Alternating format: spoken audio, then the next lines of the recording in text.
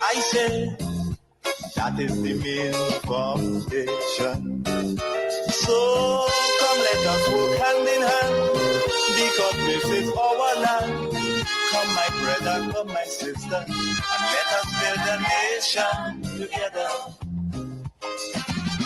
Oh, yeah, yeah.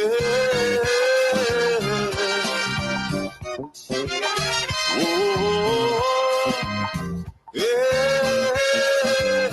yeah.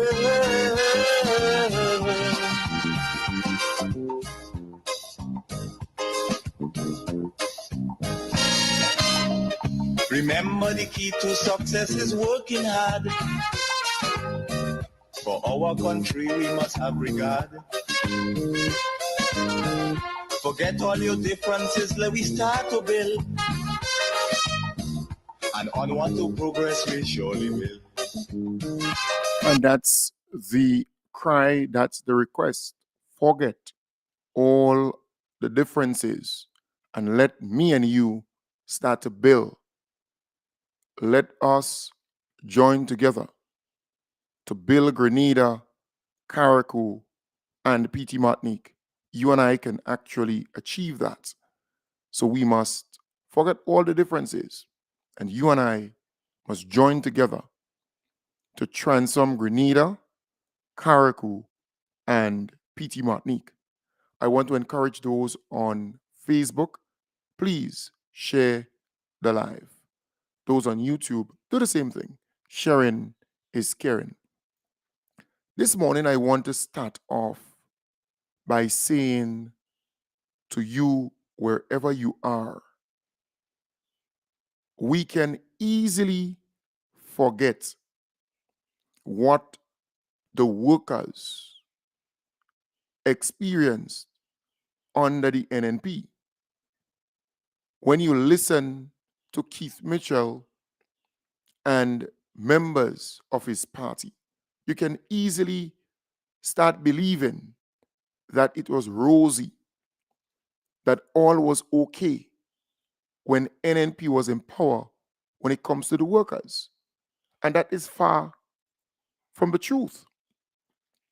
But they give you that impression that they were working toward making life better for the workers, or they achieved that, or they gave them X, or they gave them Y.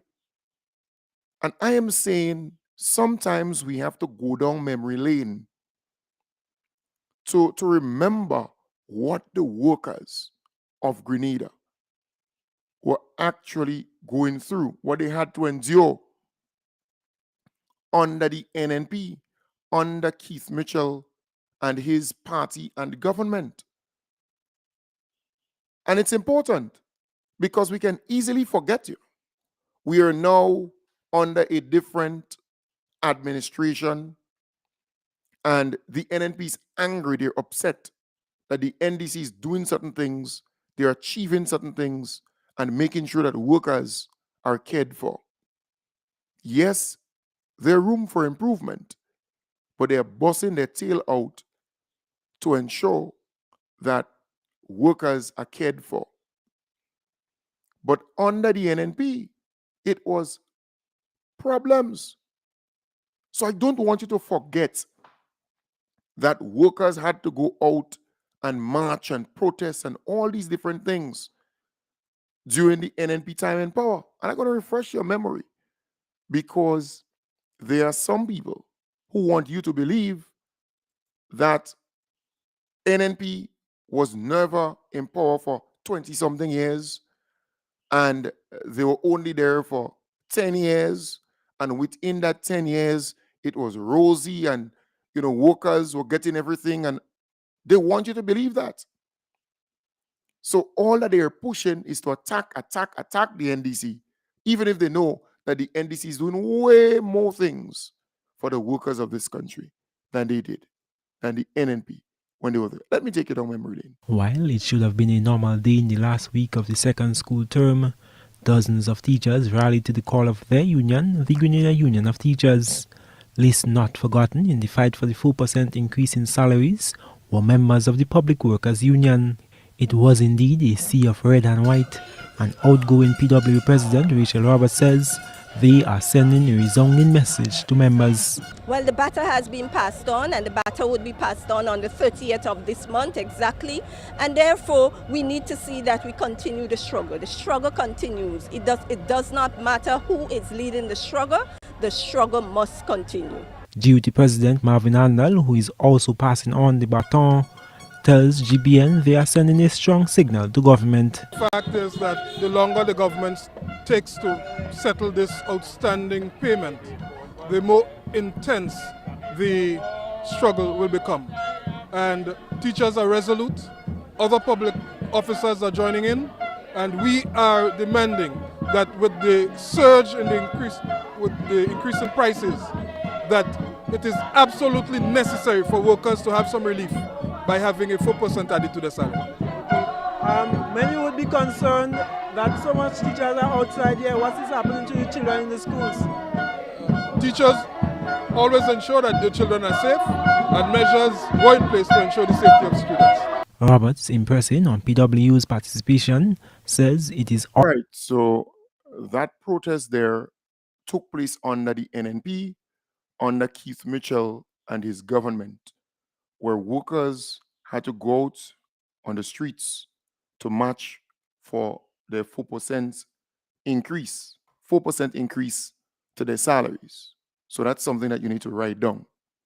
Workers went out there protesting for their 4%, the 4% to their salaries. Let me again refresh your memory on another situation. The TAMCC workers, remember, they were out on the streets.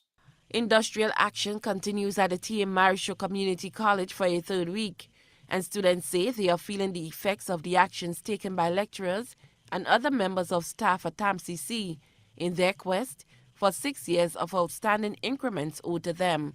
Aduni Johnson, president of the Lecturers Association of TAMCC, in response to concerns by students who attend classes but had no lecturers to teach, say they are hoping for the matter to be resolved quickly. From the point of view of the lecturers, we are totally concerned with the well-being of the students.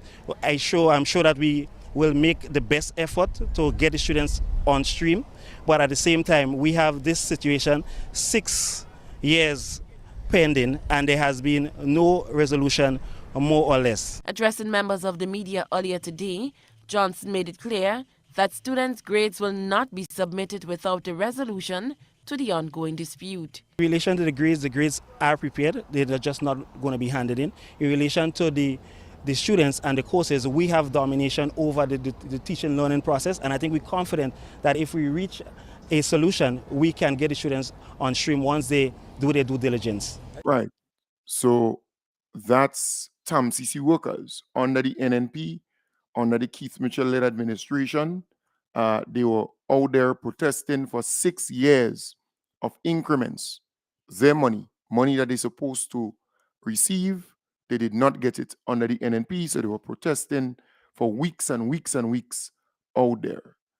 You see, sometimes we can easily forget what the industrial climate was like under the NNP. All right? Let's move on again to another piece. Less talk, more action can best describe the industrial action being taken by some public servants in the healthcare system. After months of lamenting over the non-payment of increments, pension issue, imposition of contracts for nurses, victimization at workplaces and unsanitary working conditions, some workers under the banner of the Public Workers Union took action in what was termed a silent protest. This morning's action was taken, resulting in what Acting Union President Rachel Roberts described as island-wide response from union members. Workers at the Mount Gay Psychiatric Hospital and the General Hospital were seen wearing red armbands and waving placards. Acting President Rachel Roberts, speaking during a press conference held earlier this month, said more protest action can be expected to intensify in the coming months ahead. We are saying that our members be vigilant. We are calling on our members to listen. We are calling on our members to stand together and to stand firm. Solidarity forever, and we are not going to be going back. It would be forward ever, backward never. And we would stand firm. United we are, and we shall not fall. Cullen. Right. So that was health workers under the NNP protesting for pension, for regularization, for contract, for nurses on contract and so on, for increments, the 4% that they were actually owed, and other benefits. So they were out there protesting. Remember when a senior person within NNP called them chicken thieves and claimed that they were pilfering from the stock at the hospital. So that was the environment under the NNP time. And let me again play another piece for you because it's important, right? Very important. Money running nice all over the place. Yes. So pay us our dark salary. And we calling upon the government of Grenada to honor the pension before the election. Yes. No pension. No vote. No pension. No vote. When we the working wedding day. Wedding day. We are always there. We are always there. The Grenada Union of Teachers and the Public Workers Union entered the ministerial complex on Wednesday, protesting outside the Ministry of Education building with some employees at the T.A. Marisho Community College for salary increase that spanned 10 years. We're asking people to rally with us. Hear our cry. I tell the cry. Hear my cry, oh Lord. And that's how we go. Hear my cry, oh Lord. It's been weeks since this protest began, and President of the GUT, Jude Bartholomew, says they won't relent until these increments are paid. Pension before the election. Dark salary. Pension. Pension. Pension. Dark salary. Regularization. Regularization. Upgrades. From CC payments. Public Relations Officer of the PWU, Daisy Hazard, says without consultation or notice, deposits were made into some workers' accounts. What was very insulting to workers last week, was when workers realized one day that some monies were placed into their accounts and that came from the TMCC. There was no discussion with the government, with the unions. There was no discussions with the workers, and we are in the middle of an industrial process. But somehow somebody believed that that little money that was pelted into the workers' accounts would have probably caused them to scale back the action. It cannot. Reason being because most of the workers who are here protesting, they are not owed increments.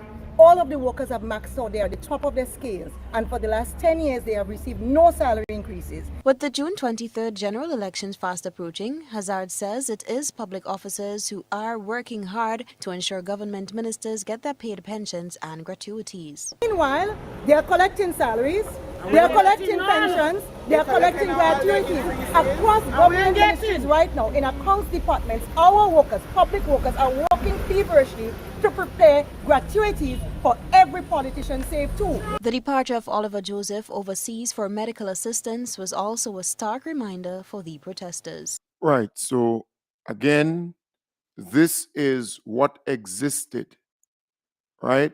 These videos I'm showing you, they're evidence of what existed under the NNP with public servants, with workers.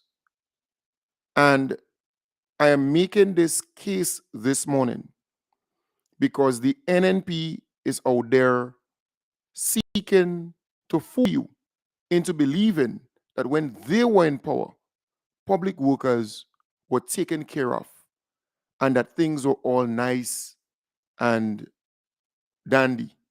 But that's far from the truth.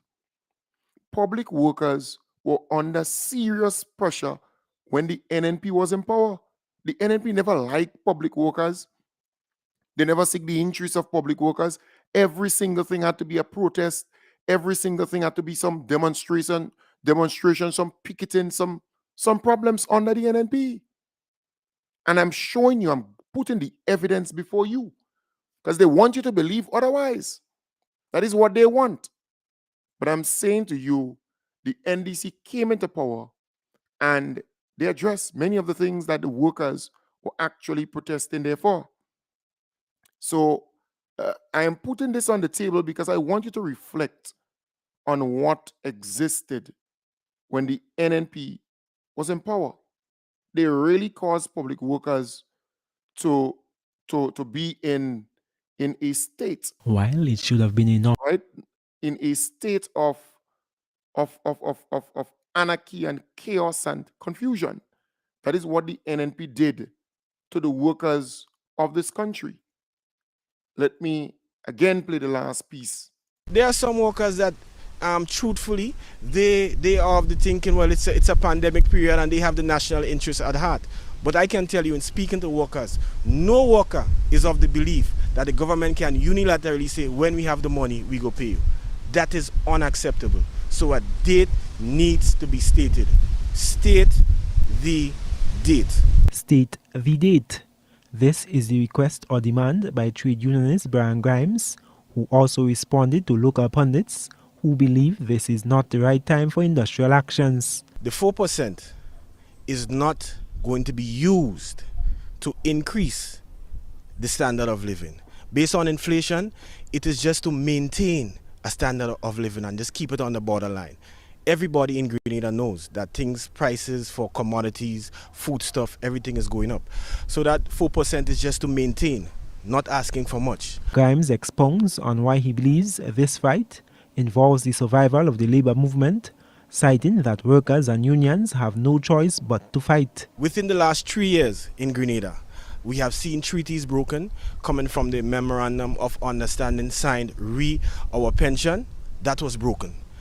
The workers subsequently took action, took to the streets, and then ruthlessly and viciously their salaries were docked during a Christmas period in 2018, right? So this happened. In that same period, we have seen the proliferation of contract work, right? And now we are seeing that our employer, they are basically unilaterally violating the terms and conditions of a signed agreement. The rights of workers and the integrity of the labor movement, he says, are under siege and are being undermined by the actions of government. Right, so you heard it there from that labor leader.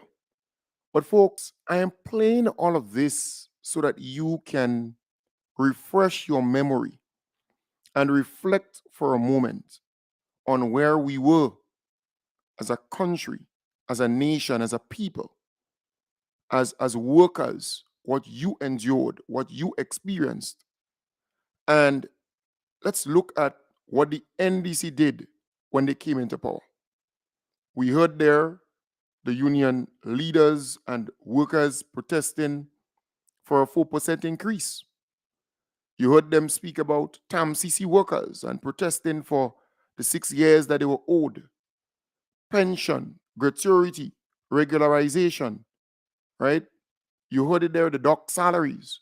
So let's start off with the dock salaries. When the NDC came into power, the first thing that the NDC announced is the payment of the dock salaries. That's the first thing. In fact, it was done at the stadium at the swearing-in ceremony.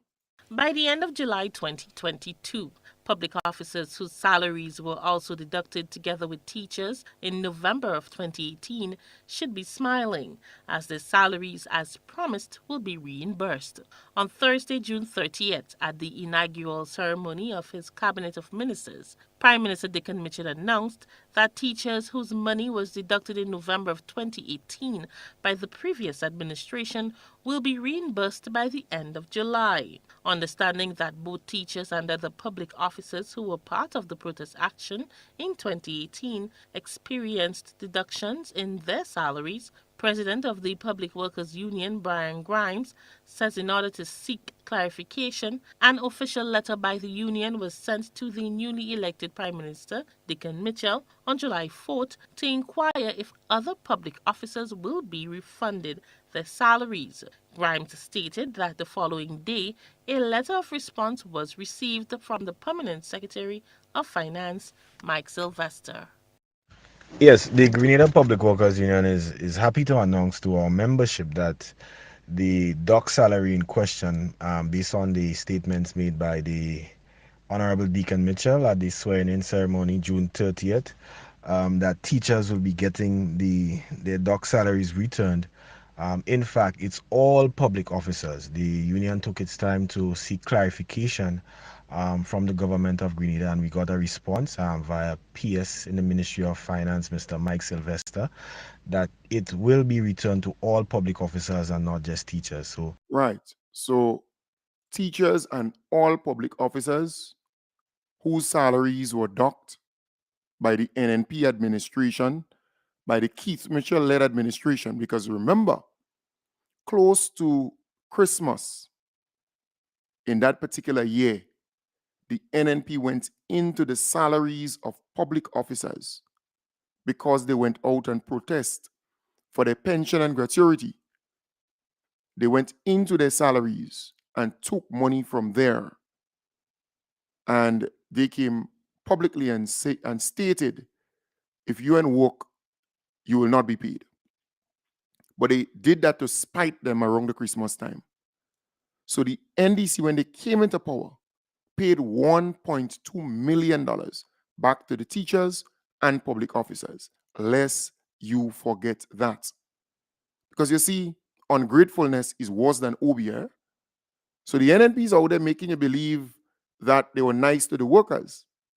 Typical example of how ruthless, how nasty they were. The NNP was really vindictive and wicked. They went into the salaries of teachers and public officers because the public officers went on the streets and protested for their pension and gratuity, something that the NNP signed on to, Yeah, saying that they're going to pay them. They reneged on that. The teachers and public officers went out and protested, and they decided, well, I'm going in all your salary. I go hot all you. And they took their money from their salaries. Lest we forget that. The whole issue of pension and gratuity. This was a big one where they were protesting for pension and gratuity. When the NDC came into power, within a matter of months, what did they do? This administration must be given tremendous applause and appreciation for the work they have done regarding the payment of the retroactive. Of course, we know about talks about pension reform, but we have ran the first leg and we have ran it well. And hundreds of people, in fact thousands, the whole of Grenada is happy for this because the retirees, they also have families and people are looking on. And I think it does a lot for social and economic justice in this country that the retroactive payment has been made. It's a joyous occasion for me. It's like a dream come true. I feel it for those senior citizens who for years had to struggle. Some of them had to go through demeaning job that they would have left and had to find ways to survive. So it's really a good feeling for me. It's many prayers answered, and I commend the government for taking that bold initiative to pay the gratuity and pension. Right, so the NDC came into power and they paid the gratuity and they paid the pension. $75.1 million was paid to public officers who retired, and in some instances, 8 years, 7 years, 6 years, and they never received any pension or any gratuity from the NNP administration. The NNP refused to pay them their money. The NDC came into power, and within a matter of months, they were able to pay the pension and the gratuity. Prime Minister Deacon Mitchell says it was no coincidence that the NDC chose to pay retroactive pension from November 30th, 2022, rather than waiting until 2023 under the next budget cycle. He says the former NNP administration was allowed to suspend some clauses of the Fiscal Responsibility Act by virtue of the declaration of the state of emergency as a result of the COVID-19 pandemic. Prime Minister Mitchell adds that the suspension essentially waylaid the operations of the Fiscal Oversight Review Committee. However, with the end of the state of emergency on April 4th this year, the Prime Minister notes that under the next budget cycle, the NDC administration will be required to comply with the 3 rules set under the Fiscal Responsibility Act. So our expenditure, particularly, must comply with that legislation. Therefore, the opportunity, for instance, to pay the pension arises now. So it is not just a question of the campaign promise. The reality is it arises now. And therefore, we have the fiscal space to do it now, and we must do so. Because it may not be permissible under the fiscal responsibility rules, which will be in place the next budget cycle. Meanwhile, one of the stakeholder unions, which represents some of the retired public servants, has welcomed the passing of the Supplementary Appropriations Act 2022 in the lower house of Parliament, which provides financial backing to retroactive pension payments. Right, so pension was paid, the gratuity was also paid, and that's final. The NDC came in and they fulfilled that promise, but they also remove all the stress, all the headaches, all the problems that public officers who retired were actually experiencing and going through, because they retired and they had to wait for so long for the NDC to come back into power to help them to get what was rightfully theirs, their pension and their gratuity. Lest we forget that. Because people could forget things easily. Yeah? They would conveniently forget. Because the NNP is out there painting a picture, giving you this impression that they actually did something for the workers or they helped them or no. Remember the TAMCC workers, they received under the NDC administration $22.5 million or so dollars. That is why the whole protest and all the strike and everything outside of TAMCC were stopped, and the lecturers, the workers went back to work, and TAMCC was able to do the usual, teaching and functioning without delays and problems and chaos and confusion. The NDC paid them their money. That's a significant amount of money, $22.5 million or so dollars given to these people, and it's their money. But the NNP refused to give them their money. They had to be out there protesting for weeks and weeks. The NNP never considered education. They never see education as important. That is why they docked the salaries of public officers. And there were no intercall, no parish sports, no debates, no science fair, no nothing extra. Some people could easily forget these things. Under the NNP, it was chaos, it was confusion, it was confrontation, it was bacchanal, it was melee consistently. So every single thing had to be some kind of confrontation, some kind of bacchanal. So the NDC came, they paid the doc salary $1.2 million. The NDC came into power and they paid the TAMCC workers the $22.5 million. And you saw everything came back to normal. But it did not stop there. We heard in the pieces I played to you earlier, the workers clamoring for their 4%. They were protesting for 4%, marching the streets for 4%. When the NDC came into power, they gave them 13% over a 3-year period. 4%, 5%, 13%. And they didn't have to go and protest and march and fight for it. No, they did not. The NDC was real. I want to get into the whole package. In my view, yes, we did not get all that we asked for, but I think this particular negotiating cycle, this particular period has been groundbreaking, right? The first thing in terms of big ticket items, I want to speak on it because it's important to celebrate our victories, small and large.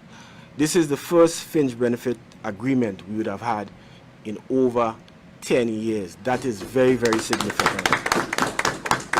I think both the employer and the unions and workers should be happy about this. Very, very importantly, and I know I was speaking to a contract worker up here, this package has in it a clause stating contract workers will get the increases, even fixed-term contract workers. This is monumental.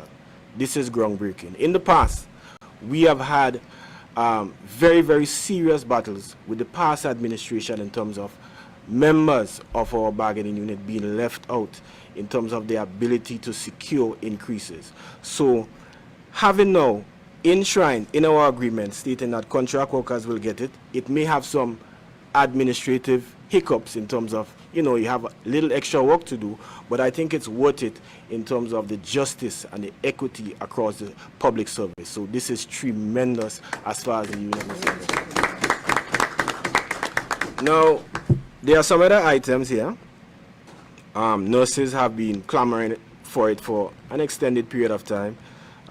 Free medicine at the hospital, a la our friends in the police service. I'm not going to call it the police force, the police service, the Prime Minister.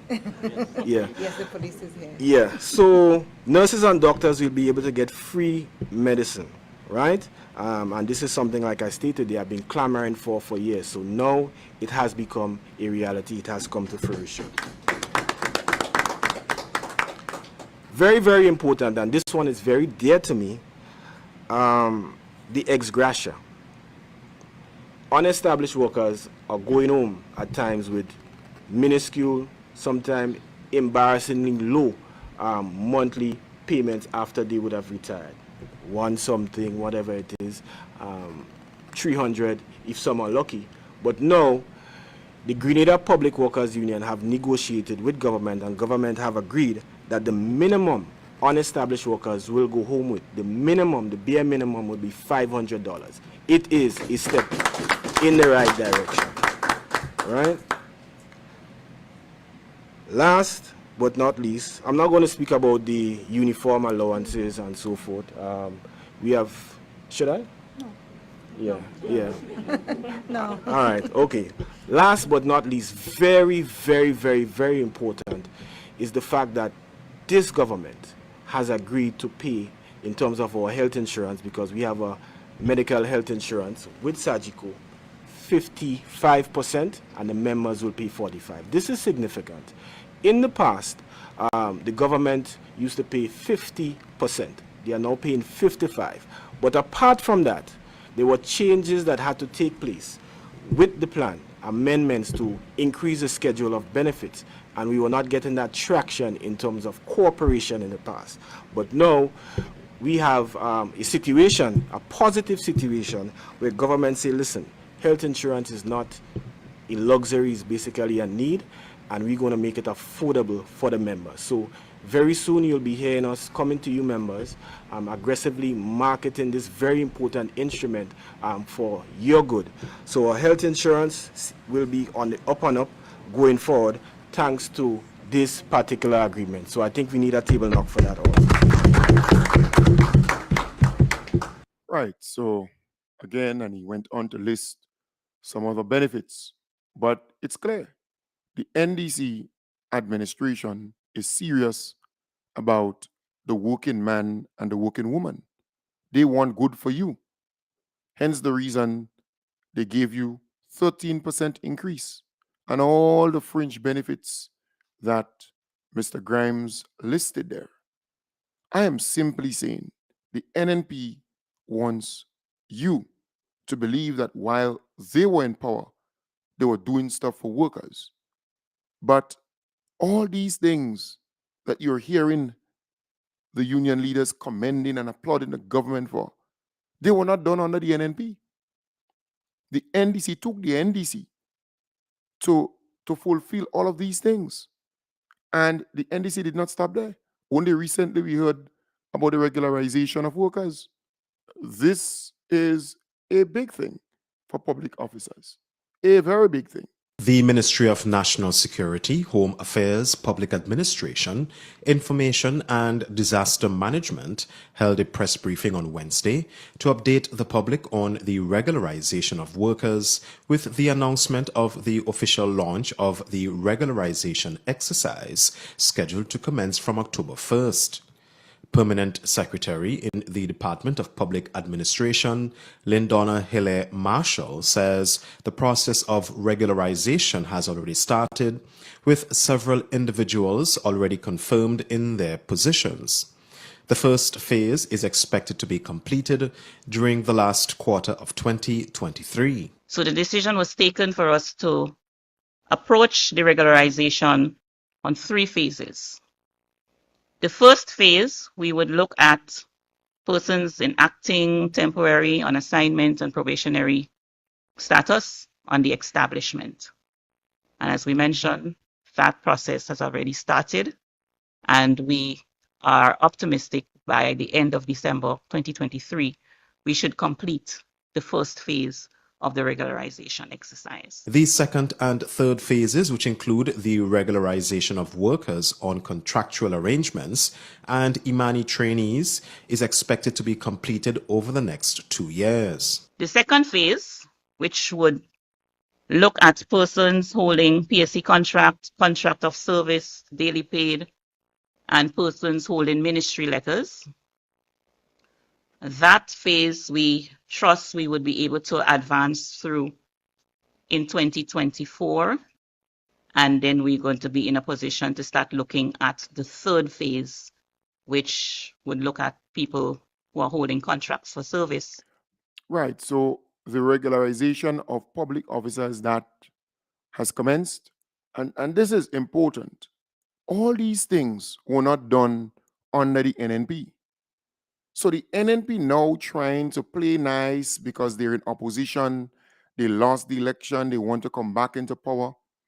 So they're trying to play nice, to speak in certain language or speak in certain way to make workers believe that they were actually on their side, and particularly the young workers, because generally speaking, those seasoned public servants, they know about the NNP bad conduct and how they were treated under the NNP. But the younger workers, the NNP is trying to give them this impression that they're on their side and that they like them and that they're going to be doing X, Y, and Z for them if they're in power. No, no. The NNP don't like you. The NNP don't like working people of the country. That is why every time they open their mouth, they speak about the poor and the vulnerable. They want to keep you poor and they want to keep you vulnerable. They don't want you to have upward mobility. They don't want you to prosper. They don't want you to own anything here. They don't. That is why they're criticizing the government for everything. The government is now moving to give people who occupy crown lands, government lands, over 10 years or more, deed, title to the land. So they would pay what they have to pay, but they would get title to the land. They would own the land. That's what you want. So you can move up the ladder, right? Socioeconomically, you can move up the ladder and develop yourself, you and your family. That's what you want. Same thing with the houses, the Chinese houses and apartments and so on. They want you to own it. They want you to have title to it. And that's what the NDC is about. Bringing prosperity to the people, bringing opportunities to the people, make you and your family be in a better place, and also to break the poverty cycle. We need to see generational wealth created for our people. That is what we need to see. And that is what the NDC is working towards. So I'm really, really hot and I'm really happy to see what is happening. And I thought this morning I will take you back a bit on the industrial climate, the environment that existed under the NNP, where every single thing the workers had to go out on the streets and protest and fight for and demand, and bring you up to date to say to you, the NDC has been good to workers, has been good to the Grenadian people. We have not seen all this protests and all this demonstration. They just received what they had to receive, what was rightfully theirs. And they continue to receive more and more. And we need to acknowledge that. Folks, I want to play a little promo for the NDC Women's Arm out there in New York. All right, a little promo. for them. Attention, attention, calling all Grenadians in the Brooklyn and New York City area. The NDC New York Chapter's Women's Group invites you to a big fundraising bonanza bake sale on November 18th. Join us at the Elegant Nutmeg House on Flatbush Avenue, Corner Avenue D from 11 a.m. to 5 p.m. Indulge in fried bakes and fish cakes, coconut drops, ginger beer, cheese straws, milk fudges, sweet potato pudding, and a whole lot more. And don't forget to bring a toy with you to light up a child's Christmas. Visit ndcnewyorkchapter.com for more details. Your support will make a big difference. Call 646-886-1092 or 973-462-0596 for more information and to donate. Get involved today. Right, so that's the NDC New York chapter women's arm. They're doing that fundraiser there. That's big. I want to encourage you to support them and be a part of that. I want to also say to you, the Deacon Mitchell support group out there in New York, they're having a bingo on Saturday, November the 11th. That's this coming Saturday. And they have moved the jackpot from $1,000 to $1,200. So they have increased the jackpot for that bingo. The cost, $20 for the bingo. $20 for the ticket, the bingo ticket. And it's at St. Paul's Church Auditorium, 157 St. Paul's Place, corner of Church Avenue. Refreshments on sale, drinks, food, those things, they're on sale. So go there and support them. If you want to speak to anyone who organizing this, the members of the Deacon Mitchell support group, Frances, our number is 917-282-9405. Merrill, 914-482-1215. Akim, 347-925-1625. Jillian, 917-589-8860. And there are a number of other people there on that list. But go there and support them. All right? Then you have here in Grenada, the NDC Women's Arm. They have an activity, right? So the NDC Women's Arm here in Grenada, they have Christmas dinner and evening of elegance. That's December the 15th, 2023, from 7:30 p.m. And it will be at Spice Basket St. George. So they would have food, drinks, entertainment, dope prices, $100 per person, $180 per couple, all inclusive, right? So drinks, food, and so on, all inclusive. If you want more information, call 449-5872 or 419-5177. Please support them, the Women's Arm here in Grenada. Then you have Christmas dinner, the St. Andrew Northwest Constituency Branch. They have a Christmas dinner December the 7th. That's Thursday, December the 7th at 7 p.m., right? Scrupulous 3-course meal. Scrumptious, not scrupulous, scrumptious 3-course meal. Food, drinks, entertainment, tickets, $100 per one. Papa D's, Maribor, St. Andrew. So please check out the St. Andrew Northwest Constituency branch members and the office for tickets. Then you have the St. Andrew Northeast Constituency branch. They have a gala, seniors gala, reserved for 60 years and up. Residents of St. Andrew Northeast, Saturday the 10th December, starting at 5 p.m. Bel Air Government School, free food, drinks, entry, entertainment, and transportation. Let's celebrate the seniors with that particular gala. For more information, call 449-4701. So if you want more information, call them. All right? That's a good thing. If you ask me, that's a really good thing. All right? And don't forget my event, my activity. Don't forget my activity on February the 9th, starting at 7 in the p.m. and going until 12 midnight at the Radisson Hotel Crown Ballroom. At the Radisson Hotel Crown Ballroom. Tickets For now, it's $200 early bird, and we only have about 3 tickets left. Just about 3 tickets left. All right, it might be even 2. So we have about 3 tickets left in the early bird tickets.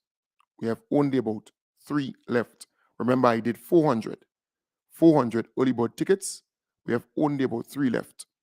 So I am now moving ahead to print the last 100 tickets because we can only hold 500 people at that venue.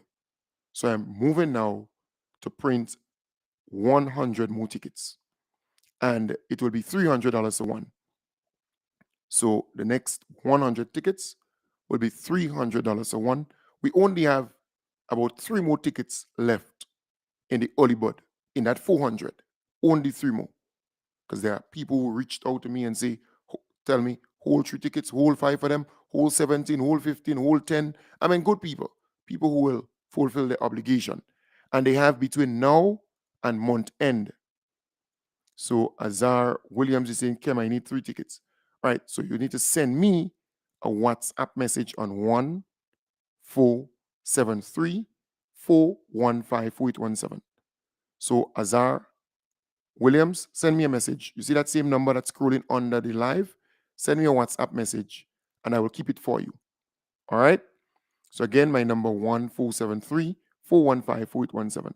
1473-415-4817. So send me a WhatsApp message and I'll keep it for you. Good? So that's the 3. So if I believe Azar Williams will take the 3 tickets, so that it means that the early bird is done, finished. All right? It's done. So we do not have any more early bird tickets. It's done. So I will print 100 more tickets, and that will complete the 500. 100 more tickets, and the tickets will go for $300 for one. All right? So $300 for one. So we have 100 more tickets. So if you're out there and you want to come to Cheers to 50 years, the ultimate gala reception and entertainment, it's a formal event, an elegantly formal event at the Radisson Hotel Crown Ballroom. You can come. The tickets is $300 as of now.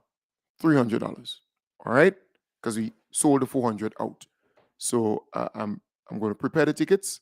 So even if you call me before and you order 1, 2, 3, 4, 5, I will prepare. I will print 50 tickets.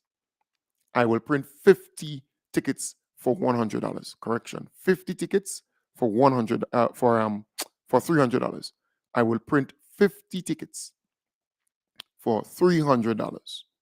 And then when that 50 is gone, I will increase the price of the next 50, the last 50. So I would print 50 tickets for the $300 per one. When that's finished, I will print the last 50. So that's the correction there. The last 50 for about $350 or $400. But for now, it will go, the 50 will go for $300 for one. Good? Nice. So folks, you have to wrap it up now. I want to wish you all the best. Take good care and have a